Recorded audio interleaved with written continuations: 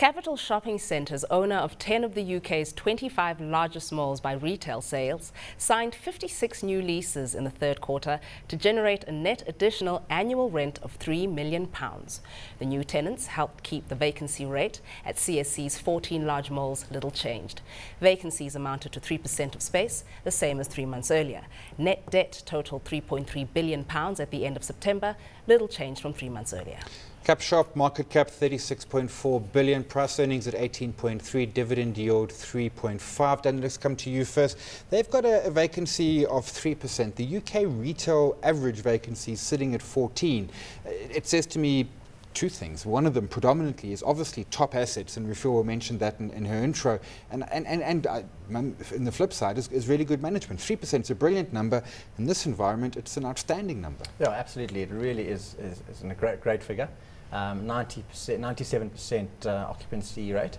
Very surprising, actually, with this, the current crisis in Europe and the UK economy. One can see retail sales. They've issued, or the Bureau have said that sales were down. I think this is the fifth recording in a row where it was actually lower, down by 1.4% most recently. So the consumer is really under pressure, and I think to see 97% of their stores being occupied by tenants is a rather good number. And the 3% vacant as opposed to 14% vacancy for other buildings. And yes, it does come back to the quality of their assets, the quality of their shops that they have, or the shopping centres. They're actually not in London itself, they're in the surrounding counties around London. And they've got some of the best stores. They've really got A-grade quality, people renting their units. They've just signed some big deals now with or 5 to 10 or 15-year contracts with the likes of Banana Republic and Apple, and another one is Topshop, for example. So yeah, I think they're doing well in current market conditions. Well, you mentioned that whole Eurozone crisis, so clearly there is something that they're mindful of, and now they're looking to hold 25% in India, of Prozone in India. What do you make of that move to the developing economy? Well, I think they're certainly looking to diversify, because the UK has certainly is not going to turn around anytime soon. That's what the CEO said in this commentary. And also, they don't see opportunities in the US either. So start taking the risk in developing economies. India is certainly an attractive region to start. But just to add to a comment earlier, the attractive thing about Capital Shopping Centres is the location of its shopping malls, and also, given the green belt rules in the UK, there's a limitation on the number of shopping centres that can be built, and especially when one looks at Thurrock in the southern, just south of London. That to me is one of those prime location malls that's never going to be empty. Trafford Centre is another one they've worked on quite extensively, and it's actually taken away tenants from Arndale Centre in the centre of Manchester towards Trafford. So, the assets are becoming more attractive to the retailers. It sounds like you're going to pull out your wallet now, Ashraf, and buy up some Capital Shopping Centre shares. Hot or not for you? I like it longer term. The dividend, 3.94%. Not to give the viewers any major ideas, but when you in the UK can borrow at 2.5% and you're getting a dividend of 3.94, you've got a free carry of 1.7%. If you do your own carry trade. Daniel, hot or not for you? It's hot for me. I think it's a good rand hedge stock. Also, as Ashraf said, good dividend payer. Not fantastic, but pay a decent dividend.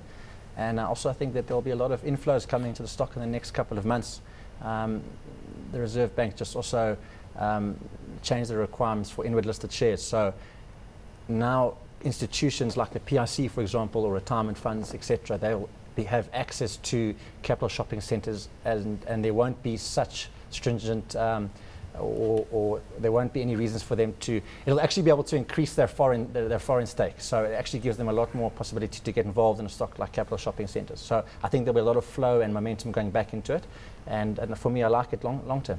Daniel thinks it's a very good currency hedge. Ashraf mentioning the good dividend. Simon Brown, are you going to concur with the gentleman and say hot? Great stock, great assets, great dividend yield. It's in the UK.